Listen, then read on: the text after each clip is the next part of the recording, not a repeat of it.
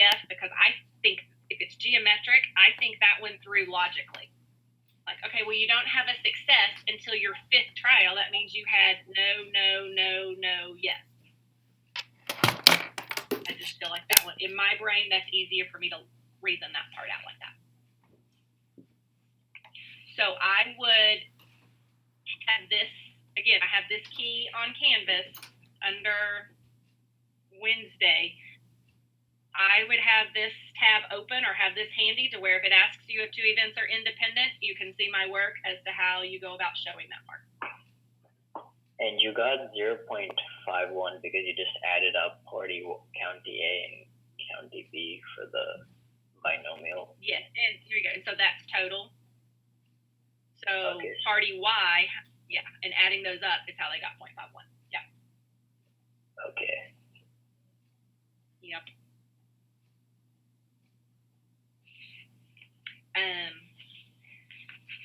Alessia was asking about on the corn question on part A about the independence. We talked a little about this people were asking us at 5:30, but these two, you have plots of land, and the land, plot 1, plot 2, plot 3, plot 4, you've got 33 of those. And it's telling you that so if this is a plot, each plot is split in half. So the way I sketched these plots is side by side, but there was nothing in here that told me that they were side by side. What's that? Question? You could have, it could be like on a hill. You could have a plot of land up here and a plot of land down here. At 5:30 or so, we were talking like, well, okay, this plot up here is not going to get as much water as this one down here because all the water is going to run down the hill and this one's going to probably flood. So in that case, if that was genetically modified corn and this was just regular corn, now they're independent. But that's not how this problem set it up. It's like we're randomly going to say, okay, this part randomly got genetically, this one got regular. Roll the dice, flip a coin, whatever. Randomly goes regular, randomly goes genetically modified. So if this was the plot here, and down here we had regular genetic, okay, your outcome, the amount of corn that grows is dependent on the soil. We're not saying that genetic depends on regular. We're saying that since it's kind of like this, there you go, that piece of land is getting both types of treatment. So if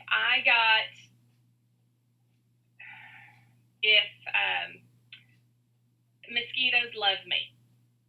So I just ordered some new lotion stuff from my friends that I'm going to put it on. Literally, I'm going to see if this works. I'm going to put it on if I want to know, okay, well, how do I know if this new body butter stuff actually helps repel mosquitoes? Well, I could put it all on my body, go out tonight and not get bit at all. But at the same time, there might not be any mosquitoes out tonight. So if I want to test again, based on my body chemistry, based on this soil, it's like I'd put the cream on one arm and don't put any cream on the other arm.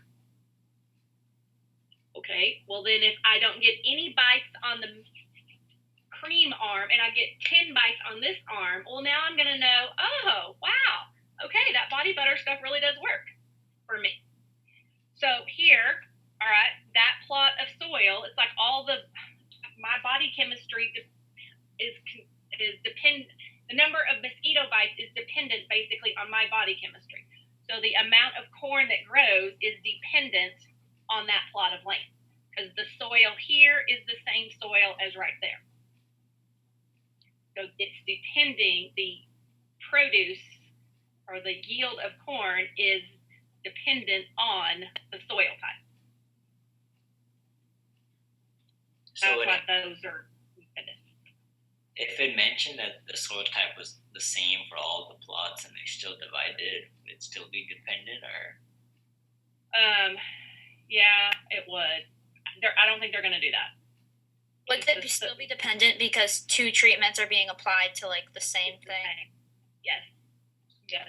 Is that like a good enough explanation to say like this is dependent because the treatments are being applied to this like one thing, or do you need to like elaborate more on like because the soil and stuff? It would be better if you said because of the soil, because that's bringing in context and you're being specific as to like anytime you say the word treatment, you want to specifically say what that treatment is. So, and I know you're just talking out loud right now, but if I just kind of wrote it generically, like, well, it's dependent because both treatments are being applied to the same thing, that's like a rubber stamp definition from the back of a textbook. So if you said you just need the same soil, though, would you get full credit? Yeah. Like if you said that, like the same. Okay. Right. Okay. Thank you. You just got to use some vocab word, some type of word from the problem. I also mentioned at 5:30 that if you were given a table, I'm calling this a table, here you go, there's some information. When you've been given that phrase difference, you've got 3 rows there. One of the rows is difference. That is telling you right there, that is a clue that this is paired data, which is what I talked about last night. Which, if you weren't with me last night, you can go watch the stat medic video. It's 7.3.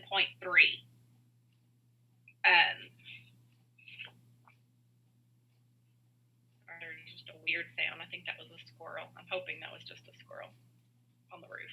It's a really weird sound. Okay. So, it's paired data because those are dependent. Big, whether it's paired data or not, anytime you have an experiment, I'm not randomly picking plots of land. I'm not going out there and rolling the dice and go, okay, I'm going to use that one, I'm going to use this one, I'm going to use that one. Nope. An experiment, I can use every single plot of land out there. The randomization is how the treatment is given.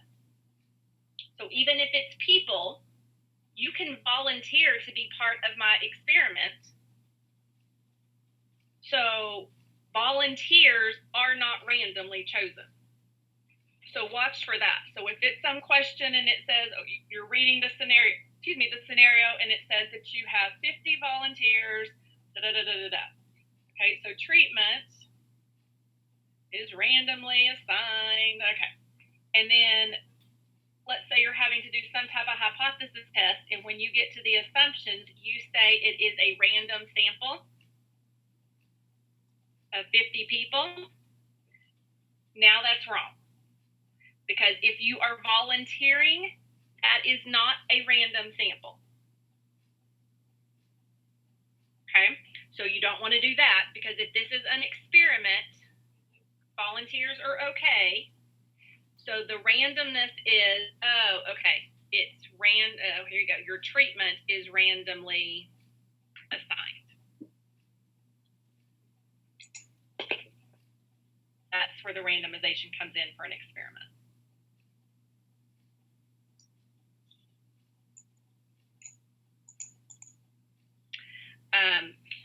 Big tip, again, this could be on any question that you see. They are asking you on part B, would it be more likely to get a yield of 123 or more bushels per acre on a plot of genetically modified or a regular, and justify your answer. So when they're asking you to make a choice, so anytime when you're having to pick one thing over another to get full credit, you need to say, I think in class I've kind of talked about, I think I've called it like you need to make reference to both sides of the coin. Not only do you need to tell me why you're choosing the one you chose, but you need to tell me why you're not choosing the one you didn't. So why am I going with this one? Most people would get that part, but that's going to give you a P. In order to make this an E to get full credit, why am I choosing this one? And why am I not choosing the other one? Why this and not that? Miss Knight. Talk about that. On that problem, I used like a normal CDF function, and it still gave me that like GM was bigger. Could I justify it like that? Hang on. N is 33.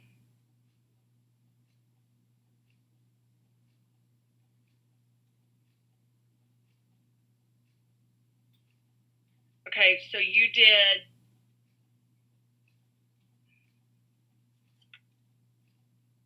So, without me actually working this out, so you basically did one normal graph for genetically modified and one for regular? Yes. Okay, and so you knew the mean of this one, the mean of that one. Mm-hmm. Okay, since N is bigger than 30 on both of those, then yes, you could do that. Okay, cool. Yep, good job. Yep, because you were trying to do, what did we say? That was bigger than 123?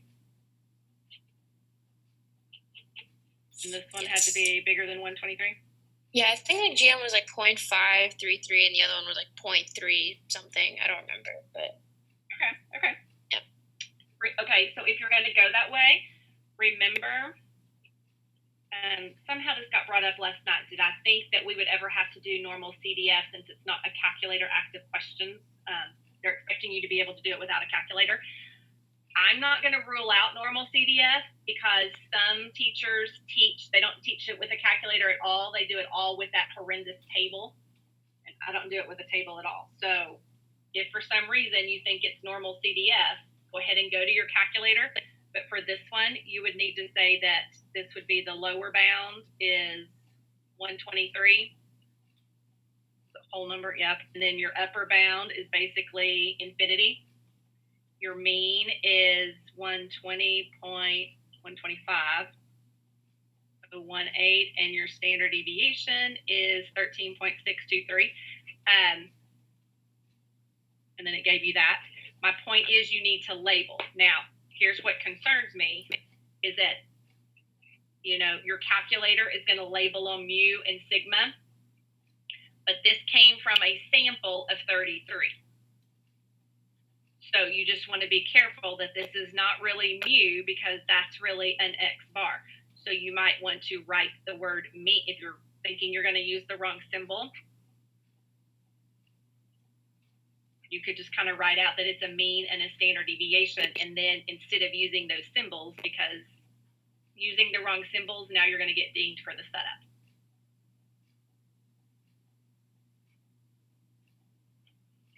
But you're right, that you could have done it that way. Mm-hmm.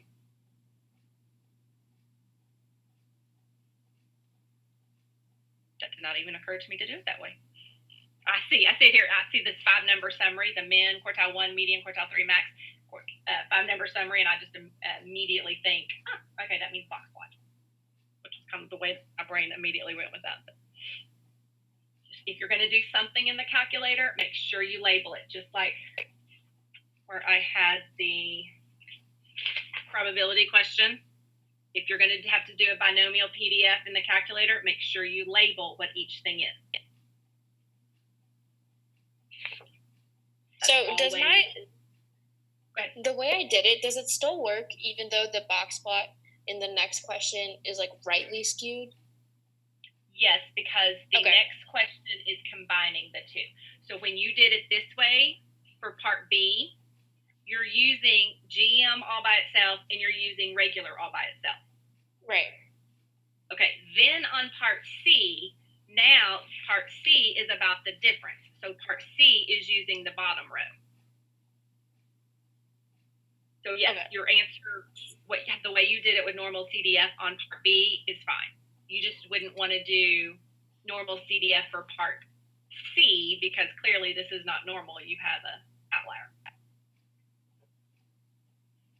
on that part. Okay, thank you. Mm-hmm. Miss Knight, just to triple check, like going back to like the part A, like just to make sure, like this would get the full credit saying like 2 different treatments are applied to each plot of soil. Like that's why it's dependent. 2 different treatments are applied to each plot of soil. Let me see if I want how you could add to that.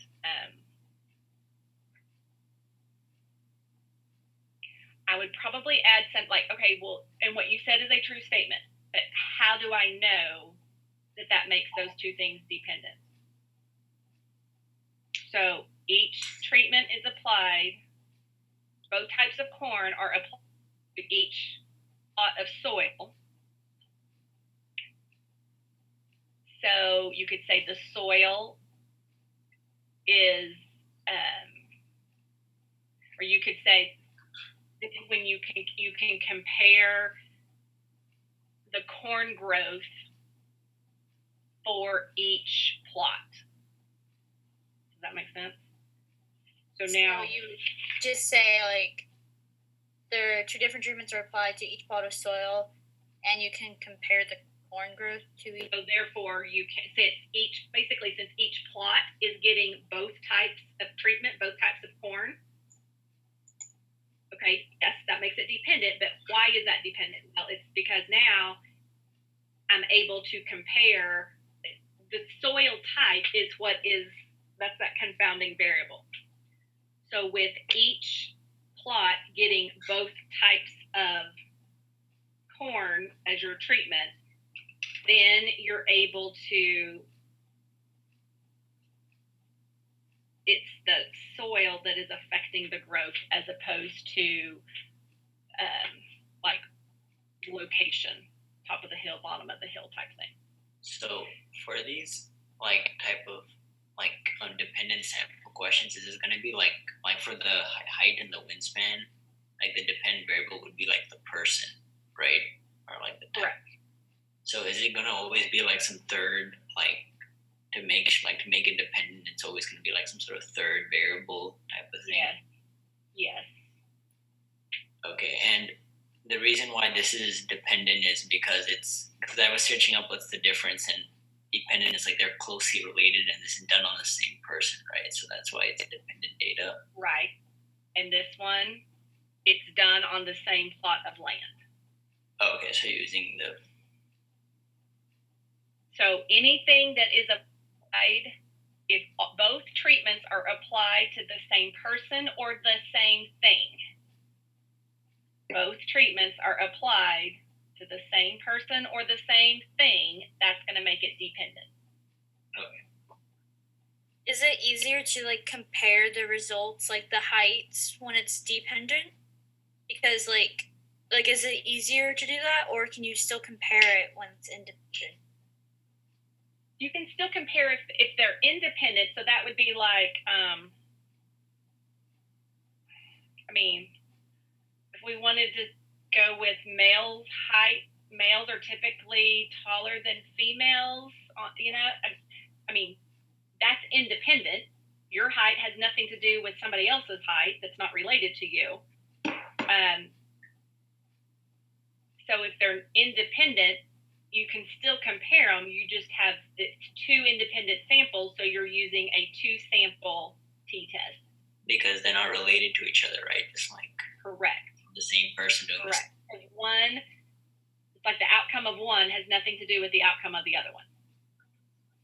Okay. But then in the dependent, the outcomes depend like on each other. Yes. Thank you. Another common way they'll do the dependent though is remember like before and after. So if we measured your pulse or your heart rate before you took the AP test, and we measured it again after you took the AP test, that's a before and an after. So your heart rate really should not have anything to do with somebody else's heart rate. So anything that is a before and an after, or it's happening 2 different, again, same 2 treatments happening to the same person, that's always going to be independent. And then I think I saw some stuff like a before and after and stuff like that. As long as it's the same person involved twice, it's going to be like 1 sample of data. Yes. Yes. It sure is. That's nice. So for on part B, in the normal. So if you are just dealing with a distribution, not like a confidence interval or hypothesis test, the only assumption that you have to check is that CLT or the NP hat is greater than or equal to 10. You don't have to like check randomness or anything. Correct. Okay, thank you. Because correct, your randomness comes with your like if you were just going to do normal CDF, you don't need randomness for that. Okay, thank you.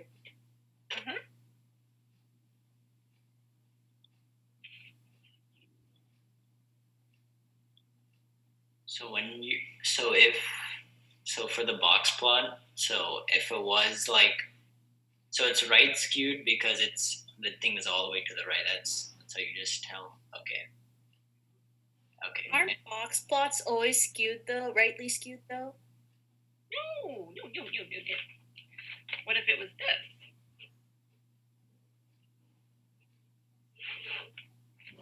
That's less skewed. Oh, okay. If there is an outlier, well, of course that's not a true statement because you could have an outlier here and you could have an outlier here. So when I look at that, that's not really skewed left or right because you have an upper and a lower outlier and they're somewhat equal distance from the little whisker. So I would say that the box plot is approximately symmetric.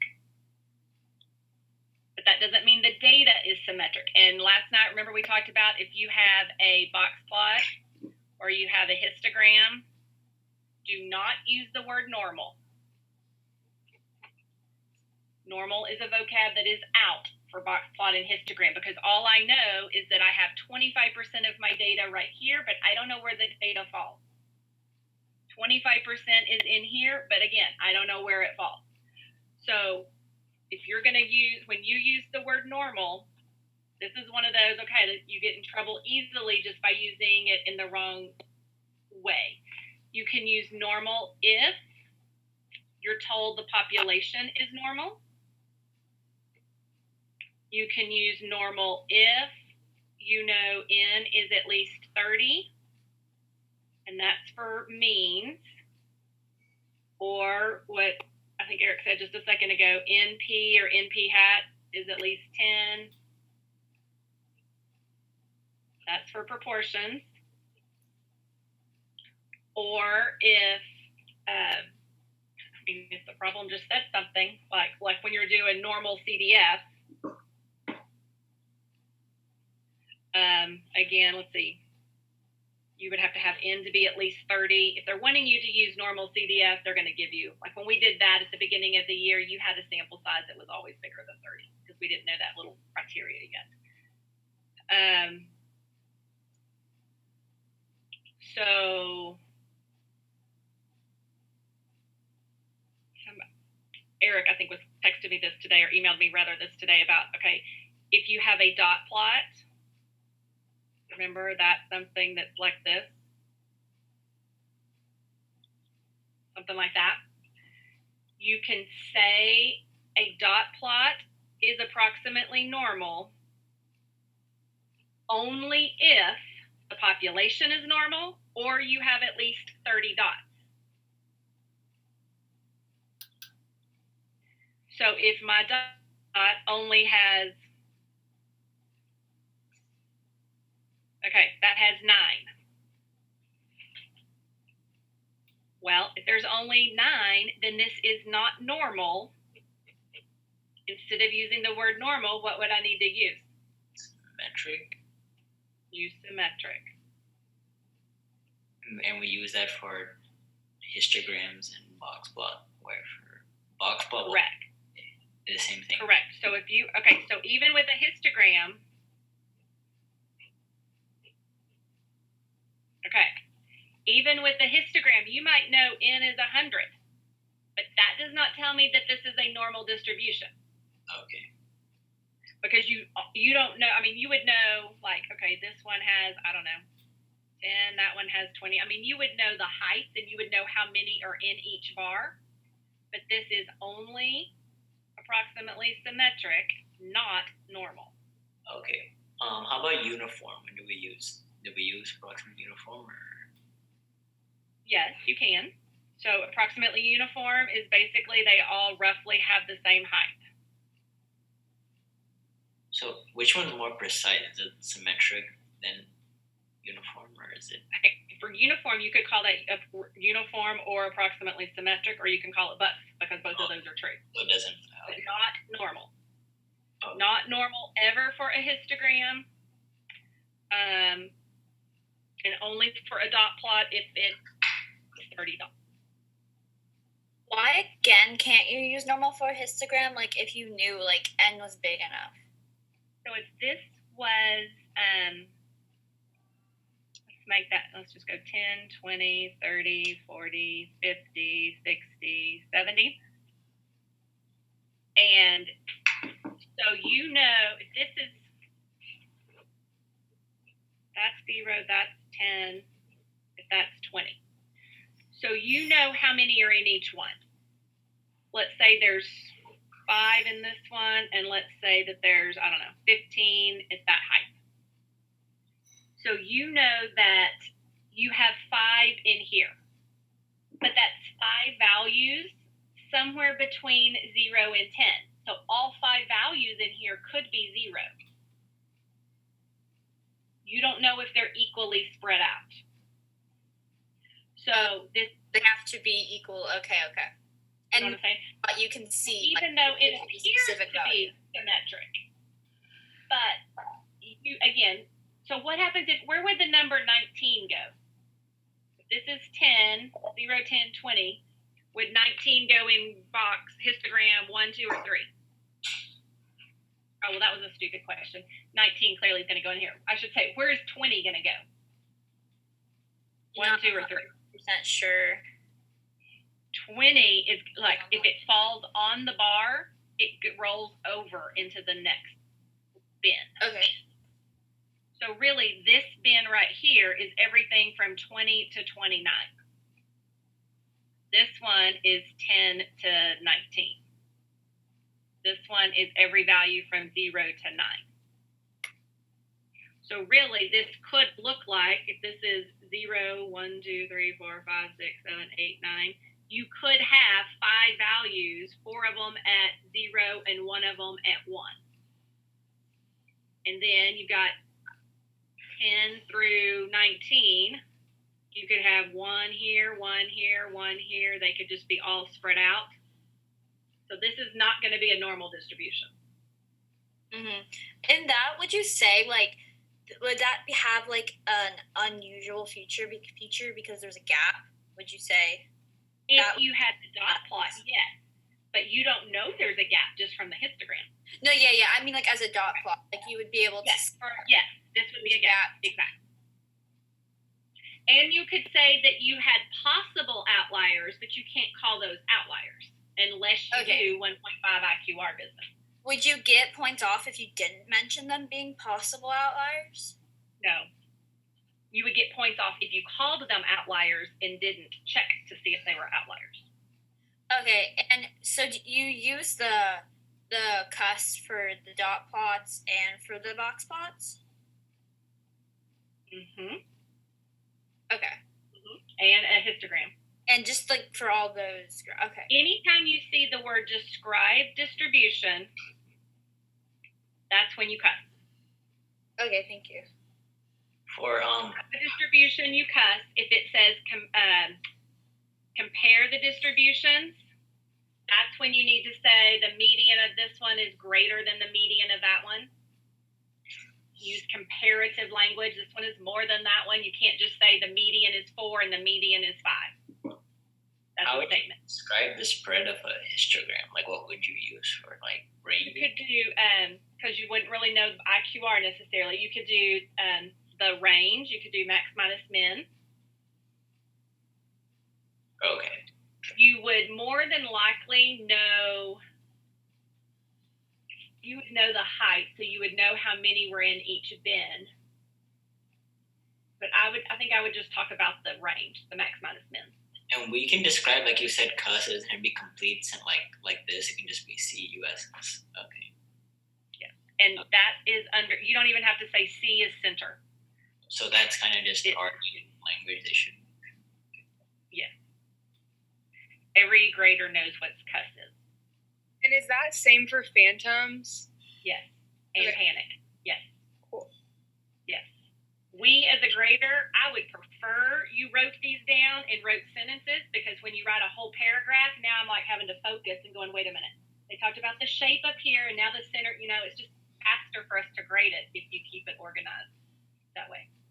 So for box plots, dot plots, and histograms, like for spreads, should we use the range to describe the spread? Or for box plot, I would use IQR. okay. You got a box plot for your spread. Box plots, you're going to talk about the median for the center, and the spread go with IQR, Q3 minus Q1. You could But talk range though for box plot, right? you can, yes, you still can. You can still do range. But I wouldn't do IQR for histogram or dot plot. Is box plot the only one that has a median, and the others have means, or That you can see. okay, that you can see? Okay, hang on. I've got 9 pieces of data, so your median is at what, 4.5? So 1, 2, 3, 4. So my median is in here. Mm-hmm. You could figure that out. Like, okay, I know this is 5. There's 5 here. There's 15 here. There's 25 here. So if I knew there were 100 pieces of data, you could figure out what box the median fell in. Mm-hmm. But you can't find the actual value of the median. I think So you should say like mean. So you could say the median falls between $20 and $29 or whatever it is. But you would say for center for like those that it's the mean is this or something. Right. You would need to say the median falls between here and here. Would you say though, like would they have to give you like the mean value for you to say like what the mean is, like in the problem? Or like, I mean, with a dot plot, you could like add it all up and solve for the mean. Like, and could you do that with the histogram also? No, because you don't know the individual values. Okay. So for the You don't know what 5 do in we- here. You don't know if they're all 5-0 or if they're all 5-9. Okay, so for the histogram, what do we write for the center? Like the median falls between these two? Like this? Okay. Yeah, so Remember that, okay, so let's say you got histogram.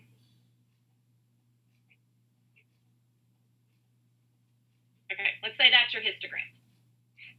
Tell me about the shape. Skewed right. Skewed right. Okay, so if there are, I don't really want to make up numbers. Let's just say that this is a height of 2. That's going to be a height of, okay, I don't know, 10. Clearly not drawn to scale. That one's going to be 5. Okay, you kind of get the idea. So it's skewed right. This would be a gap. So if you're talking about unusual features, you could talk about that gap. You could talk about those being possible outliers. They're not outliers. They're possible outliers. We don't know. So if you don't bring it up, you will be deducted points if you don't bring up possible outliers. If you didn't talk about, you would need to talk about at least one of the 2 for the U part. Okay, at least a gap or possible outliers. Okay. But just, it's one of those, you're not going to be wrong if you leave that out, but you're wrong if you call it an outlier. Okay. Okay, so if this is my histogram, since it's skewed right, remember like when we would do, all right, this has been a while back. So something that is skewed to the right, the median is the 50th percentile. Yeah? 50th percentile is your median. Well, if this is, remember there's data under here. So where would the middle of my data be? 50% of your data is going to be somewhere right about here. Because I would have 50% on this side and 50% on this side. So if that's where roughly my median is, skewed right. Remember how I told y'all, like, and we have this, you kept up with your flip cards. If you write mean and median in alphabetical order, M-E-A, M-E-D, write them in alphabetical order, and then draw the arrow for the skewness. So the arrow's going, you know, your tail is pointing that way, like your little dragon's tail, pointing to the right. So that is telling you the mean is greater than the median, or the mean is to the right of the median. So this is in terms of grades. These people that have high grades, or this is in terms of money, if this is zero and this, you know, whatever we just said, 500 million, they're suing College Board, 500 million, that's pulling the average up. So skewed right, I don't know where the mean is, but it's somewhere to the right of the median. So from a histogram, same deal, or if it was a box plot, I don't know, make that up. This is still skewed right. Well, you know where the median is, so you should know that the mean, since it's skewed right, the mean is going to have to be somewhere over in here, bigger than the median. So if you knew, I don't know, if n, they told you n was 70, I don't know, with your histogram. Well, you could figure out where the 35th-ish piece of data was. Well, okay, so that means my median has to be somewhere in here. If you count it up, get to the halfway mark. So then you also know that your mean, I don't know where it falls, but I know it has to be bigger than where the median was. And likewise, skewed left, alphabetical, mean, median.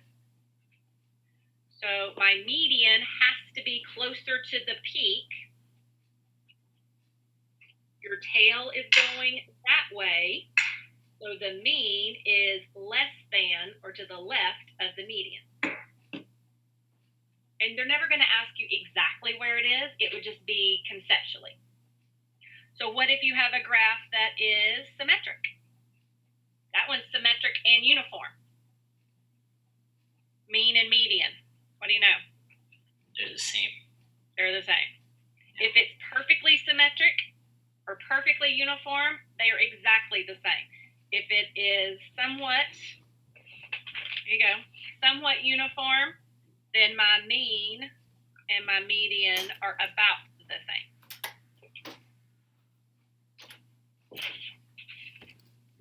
I could see that being, if you had multiple choice, we would have gone over this several times because that's always a multiple choice question, that relationship between the mean and the median.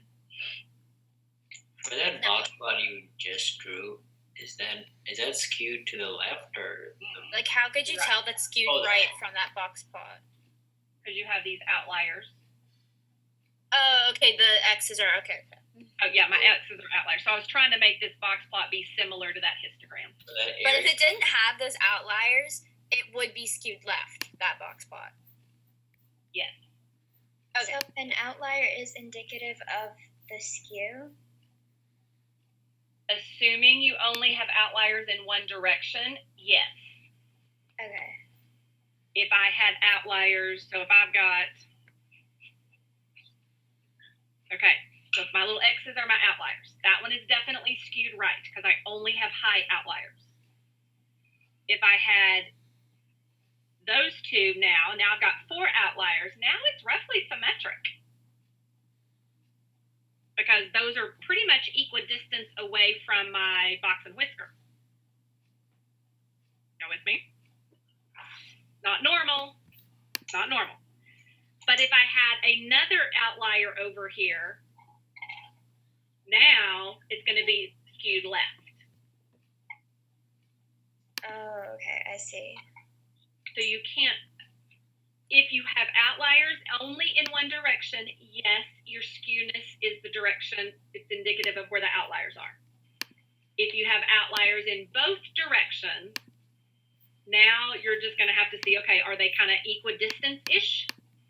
Or if you've got more outliers on one end than the other, then the side that has more outliers is going to be your skewed side. For the histogram, since it has less values, that means the skewness. Can you also judge on that it's skewed because it has less higher values? Yes. But you can't use it on the box plot because that's that same logic.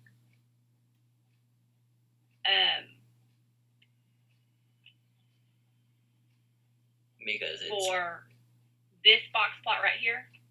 Yeah, just any box plot. Yeah. You can use that same logic. Just remember with a box plot, the only values you know for sure is either if you have outliers, you have to have values right at those outliers. If I have a box plot that does not have outliers, the only values of data I know for sure is the min and the max. Those are the only places I know where the value is.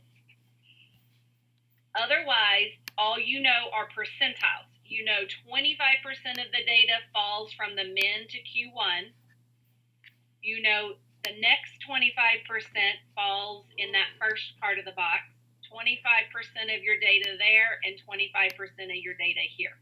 You just don't know the exact data values. Like in a histogram, I have no idea what the exact values are in that box. I just know if that box is from 0 to 10, I just know the values in here are somewhere from 0 to 9.9. That's all I know. I searched up something, and I think it's false that where the median line is indicates it's skewed if it's to the left or right. That was false. That's false. That's false. Okay. Because so this right here,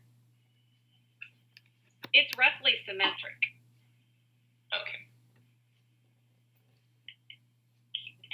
And here, if I go with this one, if I've got all 3 outliers here and 2 here, there's my median line, but this one's really skewed left. So you cannot always go with where the median bar falls. Yeah, I think I'll just go based on how lengthy or how long.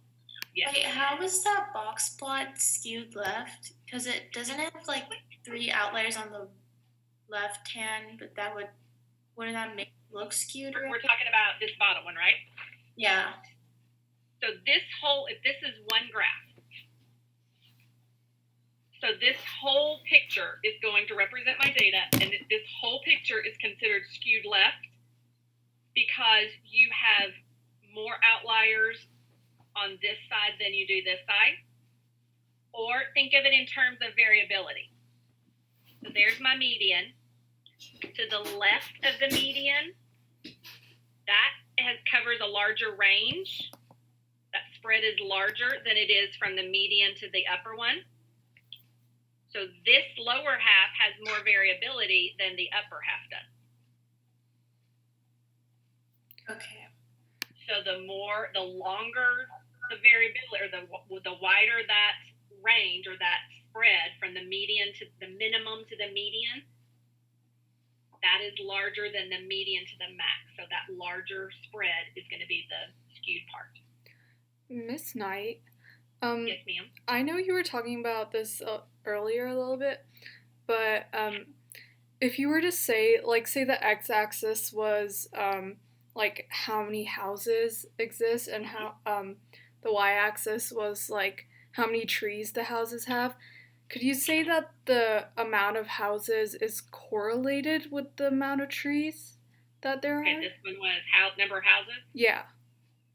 Okay, so yes, this is 2 variables called bivariate. So this is a number, this is a number, so you've got x and y. Right. So the only time that you can use the word correlation in statistics. Okay, if y'all weren't in here at 5:30 time, we chatted about this a little bit. Correlation for stats is a vocab word that you can only use with linear. So the more houses, let's say, the fewer number of trees.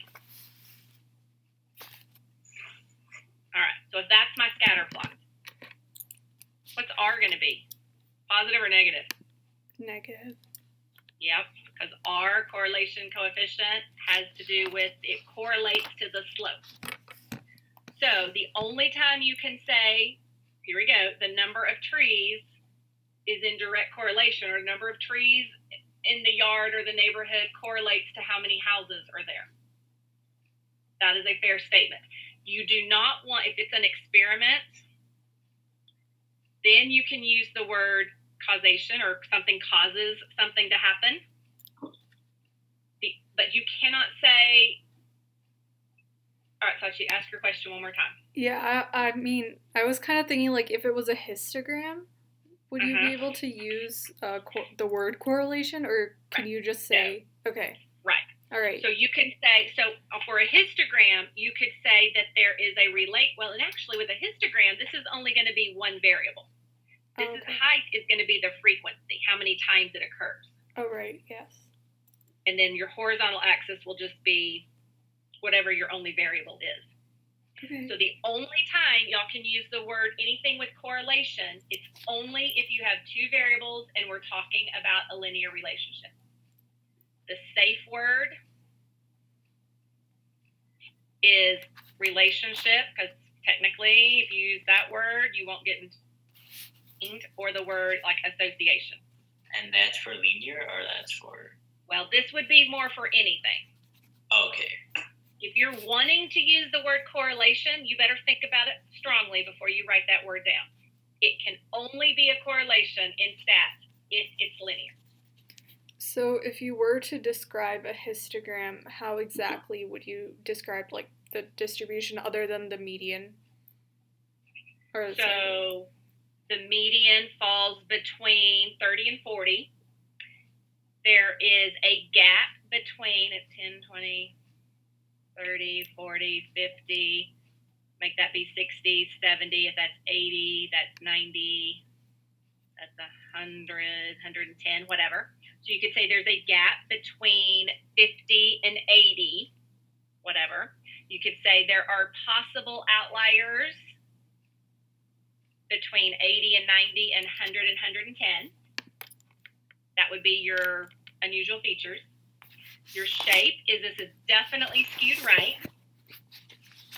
And your spread, I would talk about the, you could say there appears to be quite a bit of variability. You can say that the range is what? You have a range of 110. Okay, that makes sense.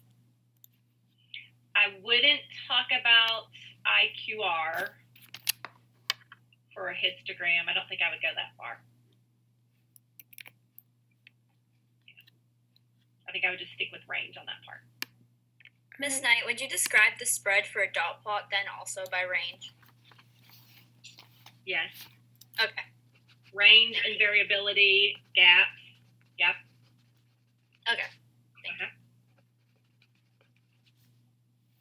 If I had,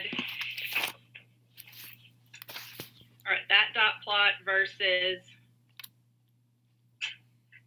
something like that, if I'm going to compare those two dot plots, I would say this is A and that's B. I could say for talking about the spread, I could say like dot plot A has a larger variability than box plot B. If I'm going to compare like that. And otherwise, if this is all, I would just go with the range on that one.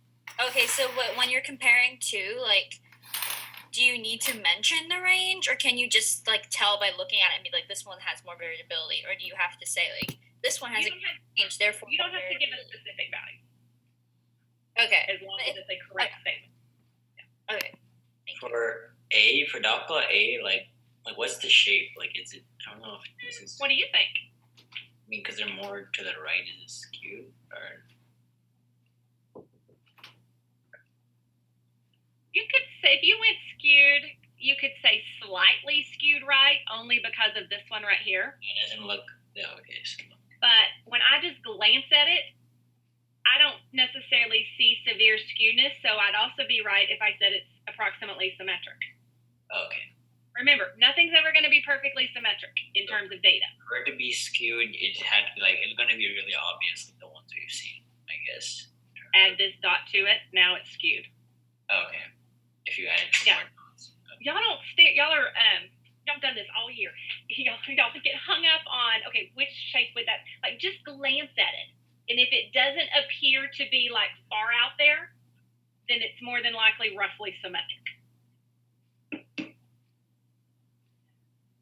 That's where we're so used to, that's where our math world, we're so used to having an exact answer that it's hard for us to get away from that in stats.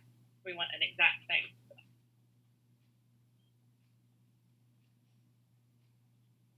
Any other questions? Anybody can come up with?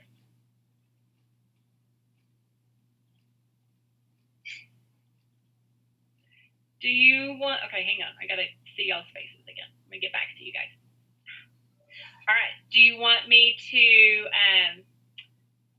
I will be more than happy to schedule Zoom in the morning for anybody that wants to show up. It's never mandatory, of course. So I will be more than happy. Y'all tell me what time you want me to log on, and I have an 8 o'clock doctor's appointment, but I'm sure y'all are still asleep at 8 o'clock. I normally would be asleep as well.